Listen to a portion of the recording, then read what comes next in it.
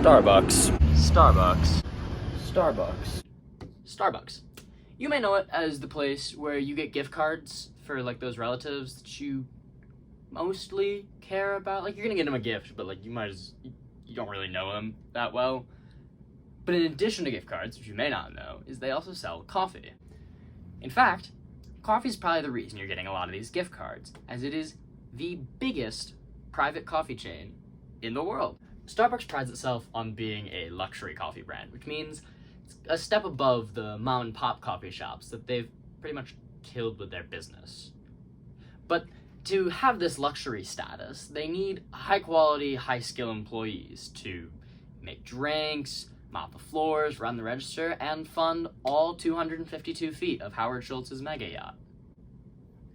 If you've ever had a job before, you know that you have to get paid for your labor, and Starbucks does pay for its labor, but it's uniquely good at paying as little as possible for as much labor as possible.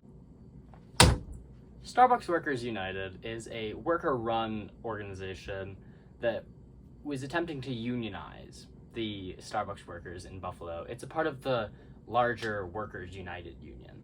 In 2021, these guys burst on the scene with a letter directly addressed to the CEO and president of Starbucks, Kevin Johnson. In this letter, they directly stated to the management at Starbucks that they were fed up with conditions and were ready for something better. So they were announcing the formation of Starbucks Workers United, a union. Attached to this letter was a series of conditions called the non-interference principles, which laid out a series of conditions that Starbucks must follow in order to have the election for the union be seen as legitimate by the union. After they received this letter, Starbucks obviously relented and helped their workers organize a strong and powerful... Come on, we knew they weren't gonna do that. Starbucks has a long, storied history of union suppression dating back to Howard Schultz's initial takeover of the company back in the 80s. Howard Schultz's active disdain for unions first showed itself in the early 90s when he helped workers to decertify the union that Starbucks had already had in operation with the United Food and Commercial Workers Union, and would help ensure that no union ever came back to Starbucks for the next 30 years. By 1992, there was no unionized workers at Starbucks at all in the United States. By 2021, the lack of a union was really starting to show, and workers started organizing in secret so they didn't get fired. And eventually, they earned the support to call for a union vote. Starbucks Workers United was able to get their petition signed with enough signatures within a week of announcing their existence to the world. But that wasn't going to stop Starbucks from trying to interfere. Just days after the Starbucks union made their presence known, management at Starbucks sent high-up representatives to Buffalo to attempt to interfere with the union election. At the Elmwood Avenue location, which ended up being the first store to unionize, the district manager was seen returning day after day to sit on his computer and monitor employees, when before they had announced the union, he hadn't been seen there in years. After this intimidation failed to stop the union from getting the necessary signatures to organize, Starbucks decided that they would call in the President of the United States.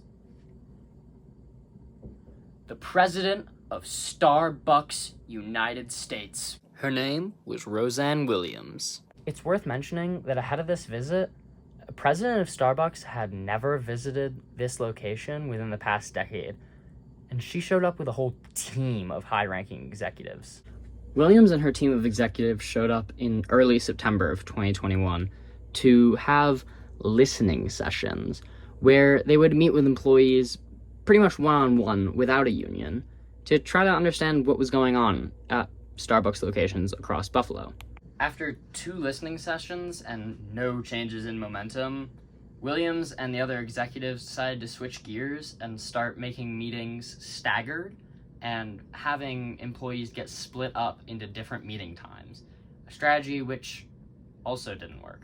It was in these meetings that Williams and other executives tried to clarify that the reason they didn't want a union at Starbucks was because a union would be a third party, just getting in the way of employees and employer, one-on-one, being partners in business, and speaking on their behalf, even though Williams was there to speak on behalf of the workers.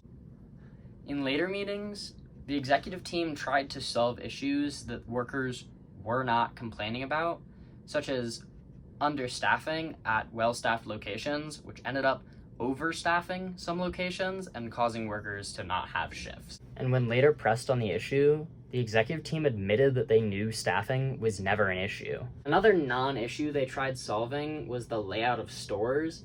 So they closed down the Elmwood Avenue location for a week, and the only changes they made was a little rearrangement of the table spaces, and they added a tablet to show customers when their orders were ready. After they renovated Elmwood Avenue, the management team would have 2 more series of unproductive meetings. The last meeting they had was the day before the ballots for the union election went out. This last meeting between workers and executives was a desperate push by executives to encourage workers not to join the union.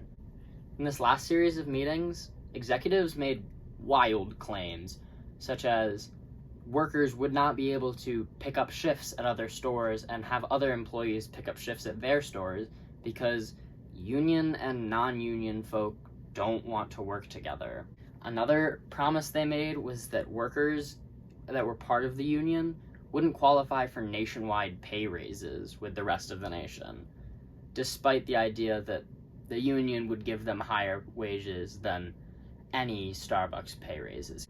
After this meeting, management would keep encouraging employees to vote against the union, even when they were on shift. Ultimately, all of this was in vain. On December 9th, 2021, Starbucks Workers United won their union. After losing the fight, Starbucks wanted to retaliate, so they ended up firing a union organizer named Carrie Fleischer at the Elmwood Avenue location for requesting less hours, of all things.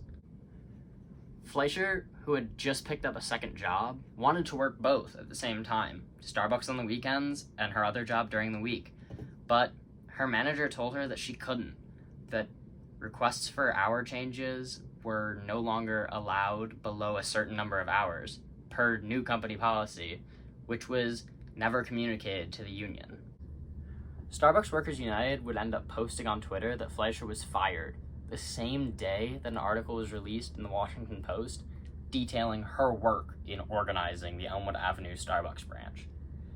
Newsweek would run an article on her activity alongside the Washington Post article and the Twitter post by Starbucks Workers United the same day that she started that job that Starbucks forced her out for taking. Starbucks maintains that they didn't violate any anti-union laws and are not anti-union, that they just want to represent their workers partner to partner. Unfortunately, Starbucks Workers United would end up filing a lawsuit at the National Labor Relations Board and would prove that idea wrong. After the lawsuit, a judge would find that Starbucks violated labor law not only at the Elmwood Avenue branch, but at Starbucks branches across Buffalo during the entirety of the union campaign.